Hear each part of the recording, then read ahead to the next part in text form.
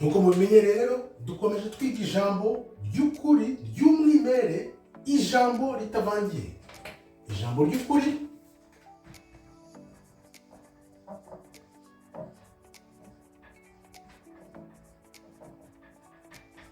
ritavangiye. Tukaba dukomeje tureba iby'iriya ntambara iri hagati ya Isiraheli na Palestina.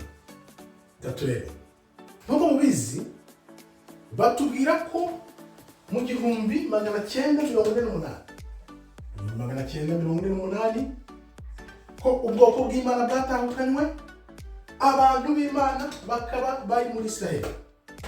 Ijambo ry'Imana nkuko tubizi ritubwira ko ubwoko nibutahukanwa nta ntambara izongera kuba mu gihugu cy'Imana. None intambara tukiziriho, kandi ijambo ritubwira ngo ntabwo hazongera kuba intambara ukundi.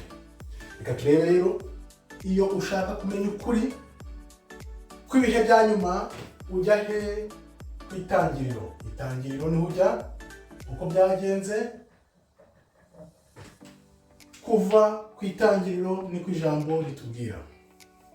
Wibuke rero ko Aburamu amaze kubyara Ishumayeli ageze ku myaka 13-14, imyaka 13 na 14, yaba Aburamu yaba Ishumayeli bose bumvaga ko ari wowe isezerano uzagwa ubutware. Ariko wibuke Imana yabwiye Aburamu ko hari undi muhungu wagombaga kuvuka kuri Sara nyuma. Aburamu yaguye mu gatangaro, abaza Imana aravuga ati, reba uko nshaje, reba uko nkuze, Sara yacuze, ibintu tubwira ni biki? Reka dusome rero mu itangiriro 17-19 uko Imana yasubije Aburamu. Itangiriro 17-19. Imana yamusubiza iti, ahubwo Sara umugore wawe niwe uzabyaraho umuhungu, uzamwite Isaka. Nanjye nzakomeza isezerano ryanjye nawe, ngo ribere urubyaro uzakurikiraho isezerano ridashira. Wumve nkuko tumaze kubibona rero mu itangiriro 17-19, itangiriro 17-19. Hano yibuke dufite Ishumayeli afite imyaka 13-14 hafi aho, ari Aburamu bamaze kwishyira mu myanya, bazi ko ari we sezerano Imana yavuze. Noneho tugiye kureba ukuntu Isaka yahise avuka. Avuka kuri Sara. Noneho icyakurikiye ni iki? Ishumayeli kuko yari amaze gukura, yari azi iby'isezerano, nibwo yashatse gutangira kwica Isaka. Turebe uko byakurikiye, uko byagenze, akaba ariyo ntambara ubona uyu munsi. Kuko niba ubwoko bw'Imana bari bari muri Isiraheli uyu munsi, kuki bari kwica bari abantu muri Palestina baza Gaza? Kuki babica? N'iri sezerano bashaka gupfukirana kugira ngo abantu batamenya ibijya mbere. Ariko reka turebe ukuri kw'ibi bintu nk'uko mubimenyereye. Ukuri ni kuzaba batura ukuri udashobora kumva hano hirya. Iby'insengero, ibyo abapasiteri babeshya, byose biri mu ijambo, usibye ko babivuga uko bitari. Nta na hamwe ujya ngo binjira muri aya mateka ngo bavuge kiriya kibazo kiri muri Isiraheli aho gituruka. Reka turebe rero aho gituruka. Ubwo rero umva bibayeho, Ishumayeli ashatse kwica Isaka. Noneho nibwo Sara yavugaga ati, weho na Hagara mugende mwumvira. Arabirukana, ubuhanuzi burakomeza. Ariko reka turebe ikintu bari abantu bigaza bari kuzira, impamvu iriya ntambara ihari hagati ya Isiraheli na Palestina. Biranditse nkuko tubisoma muri Amos 1:6. Amos 1:6. turebe impamvu Gaza iri guhura na biriya bibazo kandi nto bakabarasa bakabica batabariye. Reka mwumve rero icyo Imana yabwiye abantu b'i Gaza. Amosi 1:6. Uwiteka aravuga ati ibicumuro 3 by'i Gaza ndetse 4 bizantera kutabakuraho igihano kuko bajyanye abantu bose ari imbohe bakabaha Idomu. Nuvuga ngo bagambanira ubwoko bw'Imana muri 70 nk'uko nabikweretse. Urusengero rumaze gusenywa rw'i Yerusalemu muri 70 nyuma y'ivuka rya Kristo, bari abantu b'i Gaza bafashe nibo bagambaniye ubwoko bw'Imana babuhereza uwo bita Idomu. Idomu aribo bazungu. Barabagurisha, bakora ubucakara, batangira kubagurisha. Imana ikabivuga iti kuba abantu b'i Gaza barakoreye abantu banjye ibyo bintu nta na rimwe nzabababarira. Niyo mpamvu rero ubona kiriya gihano Imana iri kubaha abantu b'i Gaza. Bafashe ubwoko bw'Imana babushumuriza abazungu bazi ko birangiye, none bano bazungu baheje ubwoko bw'Imana nibo bari kubatwika, nibo bari kubagaruka. Imana rero yari yabivuze ko bigomba kuzabaho. Abavuga rero ko babeshya ngo Kristo aje, wibuke Kristo aje, abantu benshi bavuga ko yaje agakuraho ibintu by'isezerano, ibintu byose by'ubuhanuzi, ko ibintu byose byahise bijya muri we. Tuzi ko ibintu byose bikorerwa byakorewe muri Kristo, ariko Kristo ntabwo yaje kuvanaho ubuhanuzi, ahubwo yaje kubwemeza no kubukomeza. Biri mu ijambo neza biranditse, akaba ibyo bintu nabyo buririyeho babeshya abantu ko Kristo yaje guhindura ubuhanuzi. Ntabwo yagize guhindura ubuhanuzi rero, ahubwo yaje gukomeza no kwereka abantu koko ibintu bishoboka no muri nosi binyuze muri Kristo. Nta buhanuzi yaje guhindura nk'uko abantu benshi bavuga mu isengero. Ibi byose ni ibinyoma. Dukomeze tureba rero ukuntu bagendera kuri ibyo binyoma ariko batitaye ku buhanuzi nk'ubu. Wumve Gaza igomba gusenywa kubera iki? Kubera ko yagambaniye ubwoko bw'Imana. Bari abantu nabikubwiye ko bakomoka kuri Lot na Moab, bumvaga ko kiriya gihugu bazagambanira ubwoko bw'Imana bari kumwe n'abazungu, abasilamu n'abazungu, none bakumva ko birangiriye. Ariko ntibareba ibyo Imana yavuze nyuma, kuko yavuze ngo iSiraheli izareka kubaho, Isiraheli nyayisiraheli, ubwoko bw'Imana bw'abirabura buzareka kubaho ku Isiraheli. No, ntibikabe. Imana ivuga mu iSezerano yahaye Aburamu ko Isiraheli byanze ko zizakomeza kubaho. Impamvu rero iriya ntambara ikomeye ni ukubera iki? Bari abantu bari muri Isiraheli, abo bita Jewish Ashkenaz, bazi neza iby'ubuhanuzi, bari kuvuga bati reka dutangurane n'ubuhanuzi budasoza, tuvanemo abantu ba Palestina b'i Gaza vuba vuba, noneho dukumire, duhishe ubuhanuzi.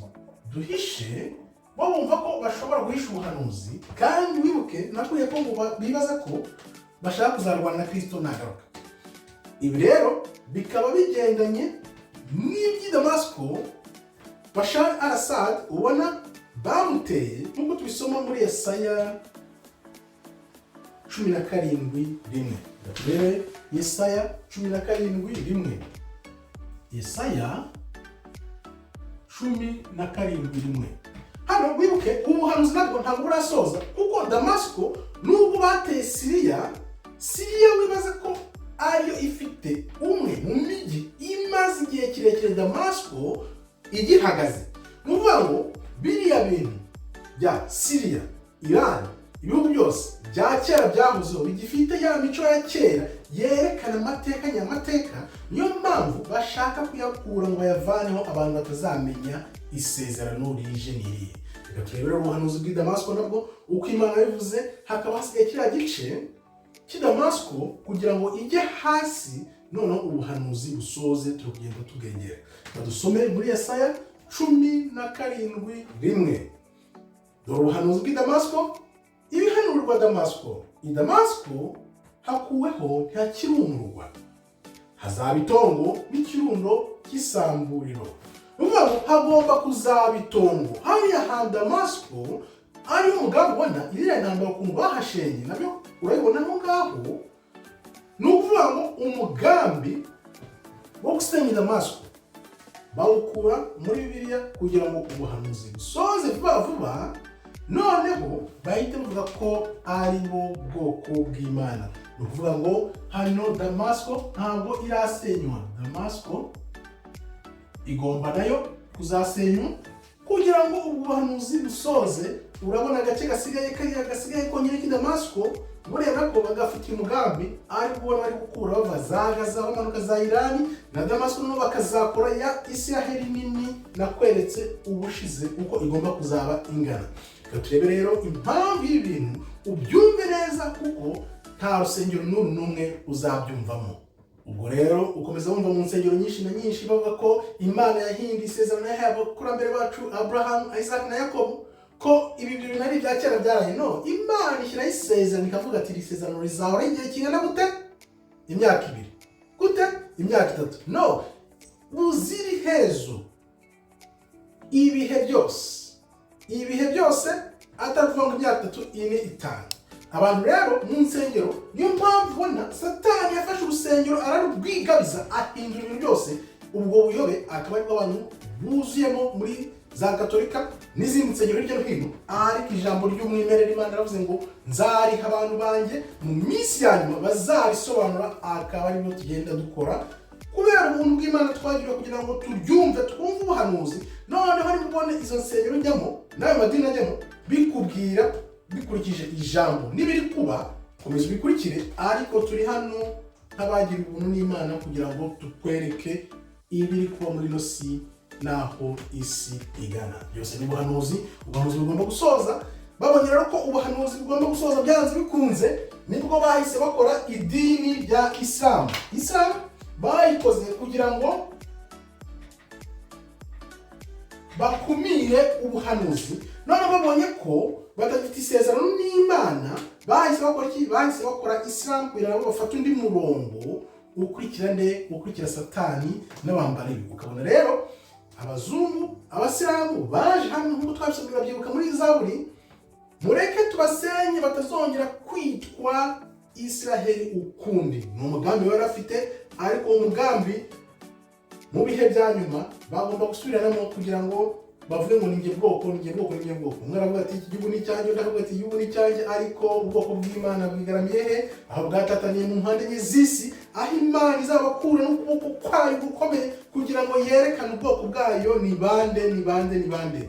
Ibintu turabyote kugira ngo bisore, ariko intambara zigomba kubaho. Wibuke muri Matayo Imana yakubwira iti izo ntambara zizaza, impuha zizaza, bazavuga ati dore intambara hariya, ntuzajyayo kuko iherezo rizaba ritari ryaza. Ubu rero nibwo ibintu bitangira. Ntabwo urugamba rwari rwashyuha ngo rutangire neza, kuko bizakomera bikare ari uko ubwoko bw'Imana bumaze kugaragara. Impamvu rero iyi nkundura iriho hirya no hino ni ukugira ngo bashyire abantu hamwe ku murongo umwe,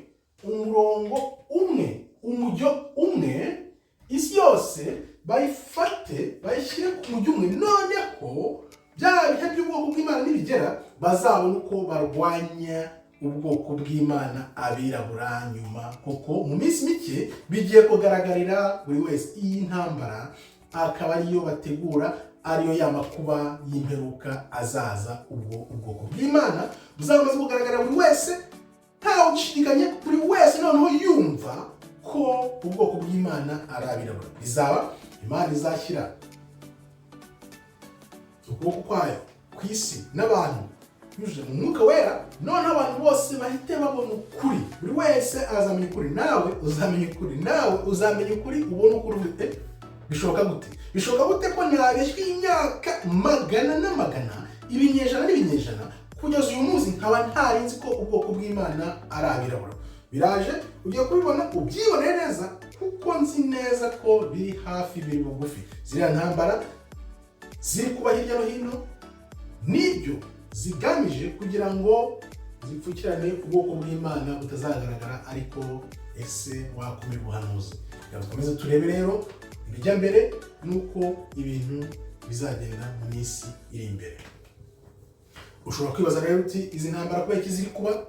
Ese ni ukubera amafaranga, ni ukubera ubutunzi, kubera kwigarura isi hirya no hino? No, ni ubuhanuzi ugomba gusohoza.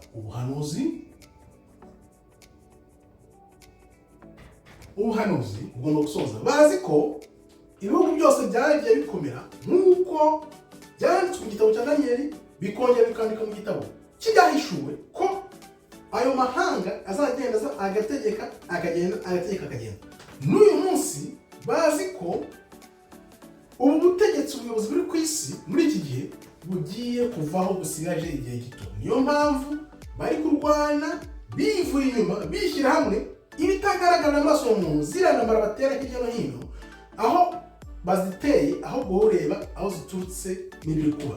Bumva rero ko ubutegetsi bugiye kubacika, ariyo mpamvu bahinduye isi yose bakabateramo ibyo bintu kugira ngo bakomeze bakumire ubuhanuzi budasoza, noneho bafate umuntu bamushyire muri iyo gahunda yabo, agenda. Urumva ko ku mitekerereze ya muntu, ufashe umuntu ukamuhindura mu mibereho n'imiterere y'ubuzima, ukamuvana, ntabwo byonyine umwagije ubwonko, utamuha ijambo nyaryo, none ufashe uturemangingo tw'uraduhinduye.